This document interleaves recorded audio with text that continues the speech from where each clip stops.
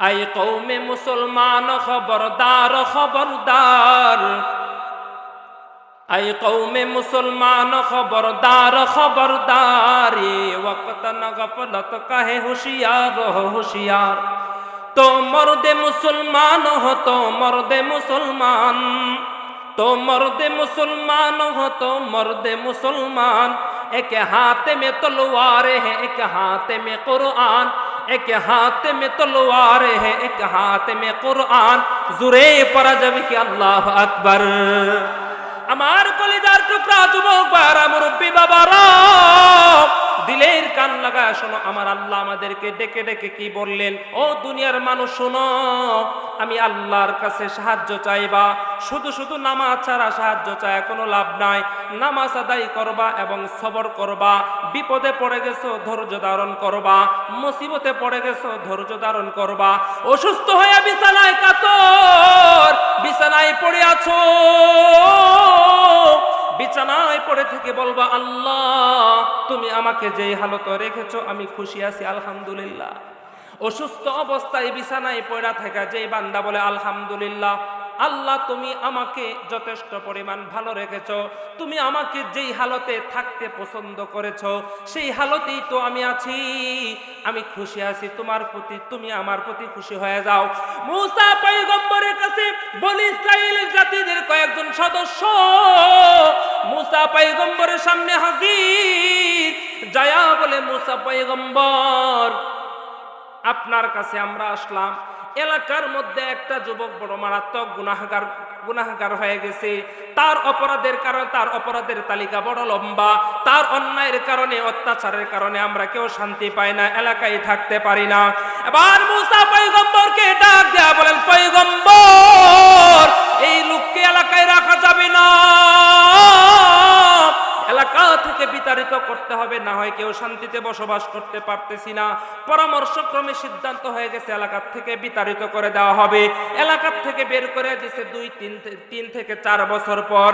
এবার আল্লাহ রাব্বুল আলামিন মুসা পয়গম্বরকে ডাক দেয়া বললেন, খুব সংক্ষেপে আমি মূল কথাটা বলতেছি। এবার মুসা পয়গম্বরকে আল্লাহ ডাক দেয়া বলেন, পয়গম্বর তাড়াতাড়ি ওই মরুভূমির মধ্যে যাও। মরুভূমির নাম উল্লেখ করে বললেন, ওই মরুভূমির মধ্যে তুমি যাও, আমার একটা বান্দার লাশ পড়ে আছে, লাশ, মৃত একটা ব্যক্তির লাশ পড়ে আছে। মনোযোগ সহকারে শুনবেন যুবক ভাইরা, বিশেষ করে মরুভূমির মধ্যে একটা লাশ পড়ে আছে, লাশটা তুমি আনবা, আনার পরে তুমি এই লাশটাকে গোসল দিবা। কাকে বলতেছে? জোরে বলেন, কে বলতেছেন? এবার আল্লাহ ডাক দেয়া বলেন, মুসা পয়গম্বর মরুভূমির মধ্যে যাও, যাওয়ার পরে লাশটা তুমি নিয়ে আসবা তোমার এলাকায়। লাশটা নিয়ে আইসা এই লাশের গোসলটা তুমি দিবা, জানাজার নামাজের ইমামতি তুমি করবা, জলদি চলে যাও। মুসা পয়গম্বর চলে গেছে লাশটাকে আনার জন্য। এবার লাশটাকে নিয়ে বাড়ির পথে রওনা হয়ে গেছে। আনার পরে গোসল দিল। আল্লাহ মুসা পয়গম্বরকে জানায় দিলেন, এই মুসা পয়গম্বর আমার পক্ষ থেকে একটা ঘোষণা, আমার পক্ষ থেকে একটা ঘোষণা তুমি সবাইকে জানা দাও, জানাজার আগেই তুমি সবাইকে জানা দাও। বলে কি ঘোষণা? আল্লাহ রাব্বুল আলামিন ডাক দিয়ে বলেন, ঘোষণা হলো এই মৃত ব্যক্তির জানাজার নামাজ যারা যারা আদায় করবে আমি আল্লাহ তাদের উপর সন্তুষ্ট হয়ে প্রত্যেকের জিন্দেগীর সব গুনাহ মাফ করে দেব। সুবহানাল্লাহ। ও মেরে রব হে, মেরে সব হে, মেরে পালনে ওয়ালা হে। আল্লাহু আকবার বলেন, হ্যাঁ আরো জোরে বলেন না, আল্লাহু আকবার। वो मेरे रब है, मेरे सब है, मेरे पालने वाला है। वो मेरे दिल में हिदायत का बत्ती जलने वाला है। वो मेरे खालिक है, वो मालिक है, वो रहमान और रहीम है। वो मेरे सत्तार है, गफ्फार है, रज़्ज़ाक़ और करीम है। जुबान खुले पड़ा जब कि अल्लाह अकबर। এবার আল্লাহ রাব্বুল আলামিন ডাক দেয়া বলেন, পয়গম্বর সবাইকে জানা দাও যারা যারা এই ব্যক্তির জানাজার নামাজ পড়বে আমি আল্লাহ সবার জিন্দেগির গুনাহ মাফ করে দেব, এটা আমার পক্ষ থেকে পুরস্কার। মুসা পয়গম্বর সবাইকে জানায় দিল। হাজার হাজার মানুষ হাজির জানাজার নামাজ পড়বে, তারা তো নিশ্চিত জানে যে তাদের গুনাহ মাফ হয়ে যাবে জানাজার নামাজটা আদায় করলে। এই ব্যক্তির জন্যই আল্লাহ এই পুরস্কারটা বরাদ্দ করে রাখলেন। জানাজার নামাজ প্রস্তুত হয়ে গেছে।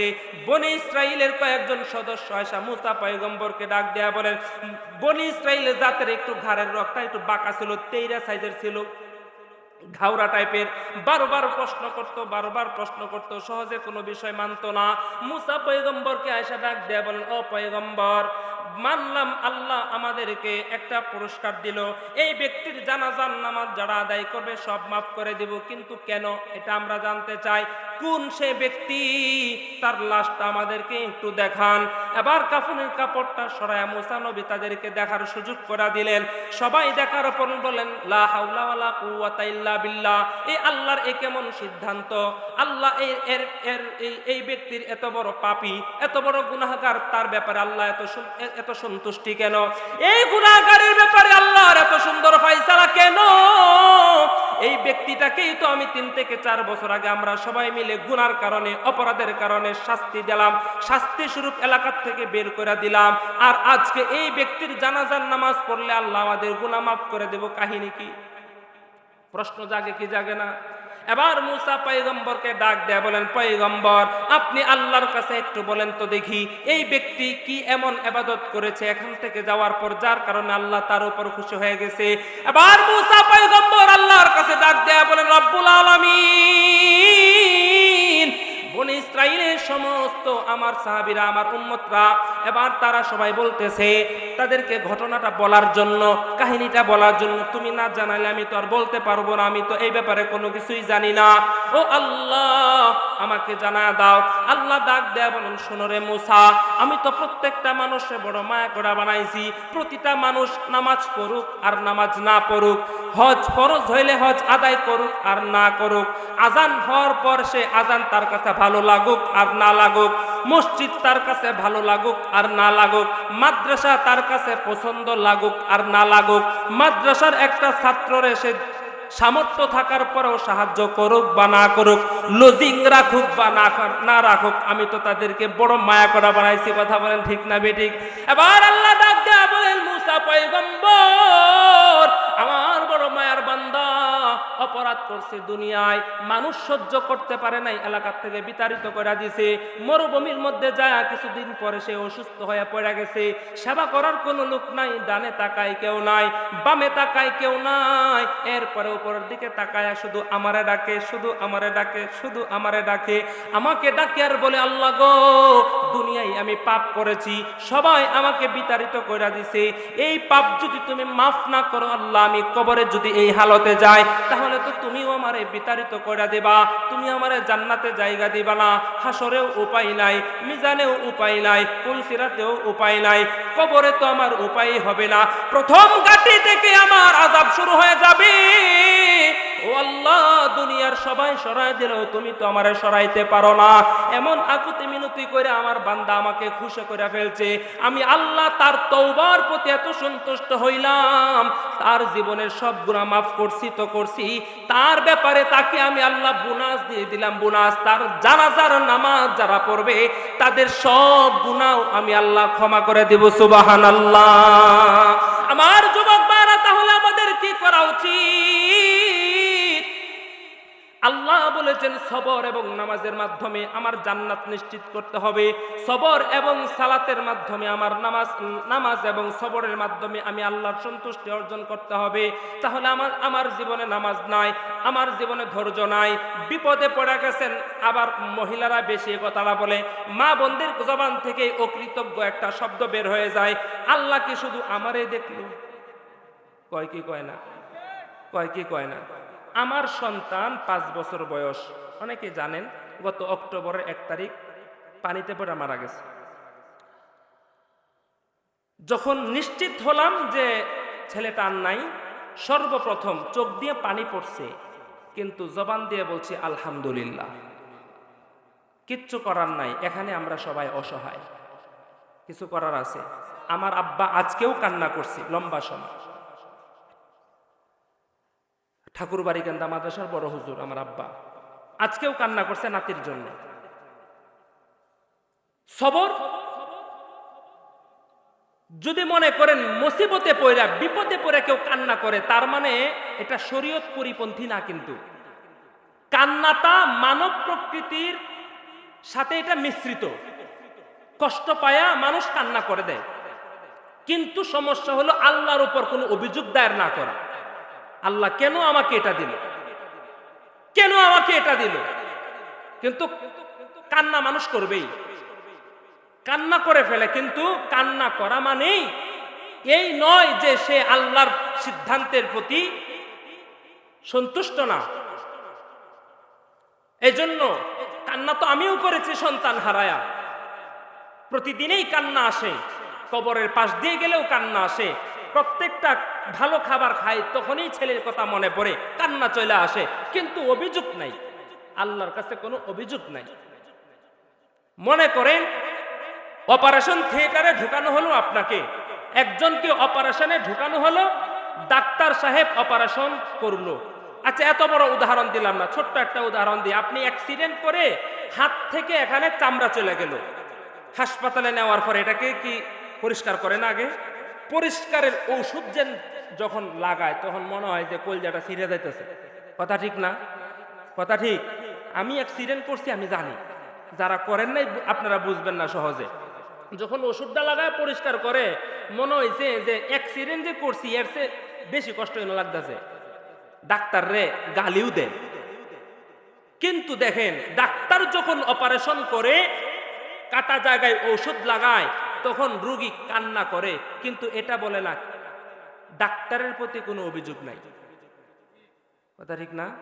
কান্না করে দেয় অপারেশন থিয়েটারে, অনেক সময় চিৎকার মেরে কান্না করে দেয়, কিন্তু ডাক্তারের উপর কোনো অভিযোগ নাই।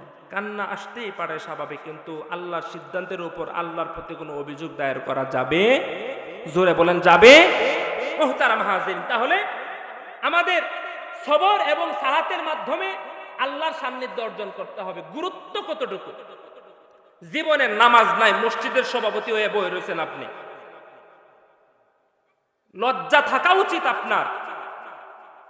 জীবনে নামাজ নাই, আপনি মেম্বারের ইলেকশন করতে যান, ওয়ার্ডের একজন সেবক হতে চান, নামাজ নাই আপনার জীবনে, রাসূলের সুন্নতের অনুসরণ আপনার নাই, আপনি কের চেয়ারম্যান আর কের মেয়র। আর বাঙালিও তো 500 টাকা পায়া এর পিছনে দৌড়বে। এই জন্য ভেবে চিন্তে আমাদের সিদ্ধান্ত নিতে হবে। আল্লাহ আমাদেরকে বোঝার আমল করা তৌফিক দান করেন। এবার আমার কলিজার টুকরা যুবক ভাইরা, মুরব্বী বাবারা, পর্দার আড়ালের মা গো, দিলের কান লাগায় শোনো, নামাজের গুরুত্ব আমাদের মধ্যে নাই, নামাজের গুরুত্ব আমাদের মধ্যে নাই, নামাজের প্রতি আকর্ষণ আমাদের নাই। আমাদের নামাজের প্রতি গুরুত্ব না থাকার অন্যতম কারণ হলো আমাদের মধ্যে হারাম, আমাদের মধ্যে হারাম ঢুকে গেছে, ভিতরে হারাম ঢুকে গেছে। ভিতরে হারাম যার আছে তার নামাজ ভাল লাগবে না, রোজাও ভাল লাগবে না, মসজিদ মাদ্রাসাও ভাল লাগবে না, হুজুর দেখলে রাগ উঠবে খালি। এবার আমাদের নামাজের প্রতি গুরুত্ব বাড়াতে হবে। রব্বুল আলামিন ডাক দেয়া বলেন, বান্দা আমার দিলের কান লাগায় শোনো, তোমাকে আমি নামাজ পড়তে বললাম। এই নামাজ নবীজি নিজে বলে গেছে সালাত আদায় করো, মৃত্যুর আগ পর্যন্ত নবী বলেছে নামাজটা তোমরা ছাইরো না। সাহাবীরাও নামাজের প্রতি কেমন গুরুত্ব ছিল, শুধুমাত্র এই কথাটা বলে আমি বিদায় নেব ইনশাআল্লাহ। আমার কলিজার টুকরা বাহেরা, পয়গম্বর মসজিদে নববীর ইমাম, মদিনার মসজিদের ইমাম আমার পয়গম্বর জনাবে মুহাম্মদুর রাসূলুল্লাহ সাল্লাল্লাহু আলাইহি ওয়াসাল্লাম। সবাই পড়েন না সাল্লাল্লাহু আলাইহি ওয়াসাল্লাম। মসজিদে নববীর ইমাম হযরত মুহাম্মদ মুস্তাফা সাল্লাল্লাহু আলাইহি ওয়াসাল্লাম। নবীজির পিছনে নামাজ আদায়ের জন্য সাহাবীরা এত পাগল, এত পাগল। আব্দুল্লাহ আনসারী রাসূলের একজন আশিক ছিল, রাসূলের একজন সাহাবী ছিল। আব্দুল্লাহ আনসারীর অভ্যাস ছিল প্রতিটা ওয়াক্তে সবার পরে মসজিদে হাজির, সবার পরে হাজির হইতো, আবার সালাম ফিরায় সবার আগে বের হয়ে আসতো। কয়েকজন সাহাবী পয়গম্বরের কাছে বিচার নিয়ে গেছে, পয়গম্বর আপনি তো বলছিলেন যেই সমস্ত মানুষ সবার পরে মসজিদে যায় আবার সবার আগে চলে আসে, মুনাফিকের আলামত তার মধ্যে পাওয়া যায়। জোরে বলেন ঠিক না ঠিক? সবার পরে মসজিদে ঢুকে আবার সবার আগে বের হয়ে যায়, মুনাফিকের আলামত। কিন্তু আপনার সাহাবী আব্দুল্লাহ আনসারী সবার পরে মসজিদে আসে, আবার সবার আগে চলে যায়, সবার পরে ঢুকে সবার আগে বের হয়ে যায়। তাহলে তার ব্যাপারে আপনার বক্তব্য কি? রাসূল নবীকে একদিন, 2 দিন, 3 দিন বিচার দিলেন, নবী কিছুই বললেন না। এবার 3 দিনের মাথায় বললেন, এই সাহাবেরা শোনো, কারো ব্যাপারে না জেনে, বাস্তবতা না জেনে মন্তব্য করা এটা মুমিনের সামনা, মুসলমানদের কাজ এটা না। কারো ব্যাপারে সঠিক না যাই না মন্তব্য করা এটা কারোর জন্য উচিত না। আব্দুল্লাহ আনসারী কেন সবার পরে মসজিদে আসে, সবার আগে চলে যায়? চলো আমরা সবাই সশরীরে তার বাড়িতে যাব, তাকে জিজ্ঞাসা করব, কারণটা আমরা তার কাছ থেকে জানার চেষ্টা করব। এবার পয়গম্বর হযরত উসমান রাদিয়াল্লাহু তাআলা আনহু, হযরত ওমর রাদিয়াল্লাহু তাআলা আনহু, হযরত আবু বকর রাদিয়াল্লাহু তাআলা আনহু সহ সমস্ত সাহাবীদেরকে নিয়ে গেলেন আব্দুল্লাহ আনসারীর বাড়িতে। ভিতর থেকে দরজাটা লাগা দেওয়া, বারান্দার পিলারের মধ্যে ছোট্ট তার সন্তানটাকে শিকল দেয়া বাইদা রাখছে। নবীজি কিছুই তাকে জিজ্ঞাসা করলেন না। আব্দুল্লাহ আনসারীকে ডাক দেন, বের হয়ে যাও। এবার পয়গম্বর বারবার ডাক দেয়া বলেন, আব্দুল্লাহ কই? তাড়াতাড়ি বের হয়ে আসো, তোমার পয়গম্বর তোমার দরজার সামনে হাজির হয়ে গেছে, বের হয়ে আসো। কিন্তু ভিতর থেকে কেউ কথা বলে না, ভিতর থেকে কোনো আওয়াজ নাই। একাধিকবার ডাক দেওয়ার পরেও কোনো কথা না আসার কারণে রাসূল চলে যাইতেছেন, পরে আবার আসবো।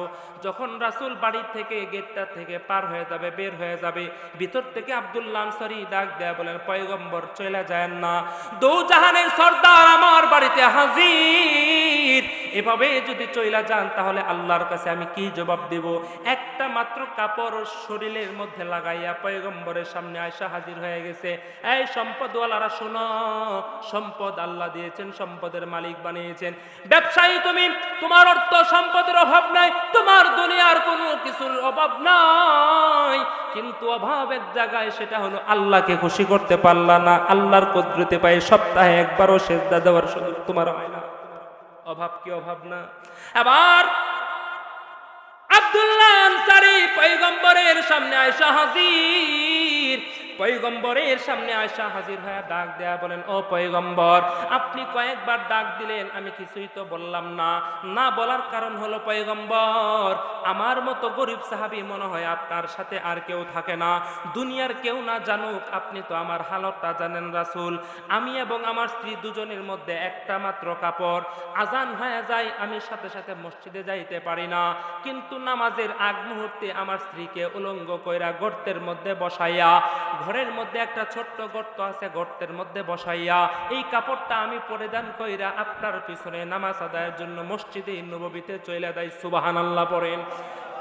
ইয়া রাসূলুল্লাহ, আবার সালাম ফিরানোর সাথে সাথে আমি তাড়াতাড়ি বের হয়ে যাই, তাড়াতাড়ি বের হয়ে আমি আবার ঘরে আসি। ঘরে আসার পর আমি কাপড়টা খুলে আমার স্ত্রী গায়ে জড়াইয়া ধরে রাখি। আমার স্ত্রী এই কাপড়টা শরীরে জড়াইয়া গায়ের মধ্যে লাগাইয়া সালাত আদায় করে, নামাজ আদায় করে। কাপড় না থাকো কিন্তু আল্লাহর ইবাদত, কিন্তু আল্লাহর ইবাদত থেকে বঞ্চিত হওয়া যাবে না। নামাজের গুরুত্বটা ভালো করে শুনেন যুবক ভাইরা, মুরব্বী বাবারা। এবার আব্দুল্লাহ আনসারী ডাক দেয়া বলেন, পয়গম্বর আসরের নামাজ আদায় করে সবার আগে আমি চলে আসে ঘরে হাজির। ঘরে এসে আমি কাপড়টা খুলে আমার স্ত্রীকে দিয়েছি, স্ত্রী নামাজে দাঁড়াইছে, 1 রাকাত মাত্র হইল, আপনি এসে ডাক শুরু করলেন। আপনার ডাকে যদি আমি সাড়া দেই আর সাথে সাথে না আসি, বেয়াদবি হয়ে যাবে। আর আমার স্ত্রীর গায়ের থেকে যদি আমি কাপড়টা নিয়ে যাই, নামাজটা নষ্ট হয়ে যাবে। আপনার সাথে সাক্ষাৎ করাচ্ছে, নামাজের গুরুত্বটা বেশি। সুবহানাল্লাহ পড়েন। নবীর সাথে, নবীর দিদারের চেয়ে নামাজের গুরুত্ব বেশি। সুবহানাল্লাহ। আর মমতাজ খালাম্মা যদি আসে, গানের আয়োজন হয়েছিল গত কিছুদিন আগে, দুর্গাপুরে একটা বড় মেলা হয়, মেলার সময় কত আজান হয়, কত নামাজের ওয়াক্ত যায়, কিন্তু নামাজের ব্যাপারে সবাই উদাসীন। মেলায় মানুষের অভাব নাই, ঠিক না বেঠি? আমার ভাইয়েরা, এবার আব্দুল্লাহ আনসারী পয়গম্বরকে যে কথা বললেন, পয়গম্বরের উদ্দেশ্য তো এটাই ছিল, কি কারণে সে সবার পরে যায়, সবার আগে চলে আসে। আর কিছু অস্পষ্ট রইল নাকি? আরো কিছু বোঝার বাকি আছে। পয়গম্বর আব্দুল্লাহ আনসারী হাতটা ধইরা মসজিদে নববীতে নিয়ে গেলেন। এবার পয়গম্বর আব্দুল্লাহ আনসারীর হাত ধরে মসজিদে নববীতে যাওয়ার পর ওখানে সবাই হাজির।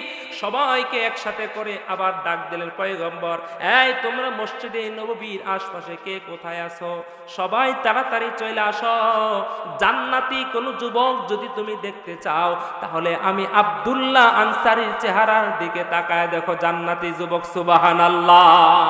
দুনিয়ায়ে সদাকত মে তেরা নাম রহেগা, दुनियाए सदाकत में तेरा नाम रहेगा, उस्मान तेरा नाम से इस्लाम रहेगा, दुनियाए अदालत में तेरा नाम रहेगा, फारूक तेरा नाम से इस्लाम रहेगा, दुनिया ये सियासत में तेरा नाम रहेगा, उमर तेरा नाम से इस्लाम रहेगा, दुनिया ये मुअज्जिन में तेरा नाम रहेगा, बेलाल तेरा नाम से इस्लाम रहेगा, दुनिया ये शुजाअत में तेरा नाम रहेगा, हैदार तेरा नाम से इस्लाम रहेगा, दुनिया ये सखावत में तेरा नाम रहेगा, हमजा तेरा नाम से इस्लाम रहेगा।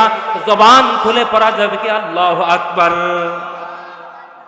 আল্লাহ আকবার। আল্লাহ বল, আল্লাহ আকবার আসতে বললেন কেন? পিছনে যারা আছেন সামনে যারা আছেন সবাই একসাথে পড়েন তো আল্লাহ আকবার। আরো জোরে বলেন না আল্লাহ আকবার। মুহতারাম হাজিরিন, কাপড় শুধু একটা ছিল, নামাজ ছাড়ে নাই। আপনার কি কাপড়ের অভাব, সময়ের অভাব, অর্থের অভাব, সম্পদের অভাব, কিসের অভাব আপনি বলেন তো? একটা অভাব দেখান। কোনো কিছুর অভাব নাই, কিন্তু কপাল পোড়া নামাজ পড়তে পারে না। হাশরের ময়দানে জাহান্নামের ফয়সালা হওয়ার পর চতুর্দিকে সমস্ত জাহান্নামীদেরকে ভিতরে ঢুকাইয়া দরজা লাগানো হবে। দরজা লাগায়া দেওয়ার পর প্রত্যেকের গলায় বেড়ি পরানো হবে। এরপরে জাহান্নামের আগুন দাউ দাউ করে জ্বলতে হবে। জাহান্নামীরা বলবেন, ও আল্লাহ। আল্লাহ ডাক দেয়া বলেন, রাগান্বিত হয়ে বলবেন, এই নাফরমান, কি বলতে চাস বল। এবার বলেন, আল্লাহ আমাকে কি দুনিয়ায় আর একবার যাওয়ার সুযোগ দেওয়া যায়? জাহান্নামের আগুন আমি সহ্য করতে পারতাছি না, আল্লাহ একবার তুমি সুযোগ দেও, শুধুই তোমার ইবাদত করব, শুধু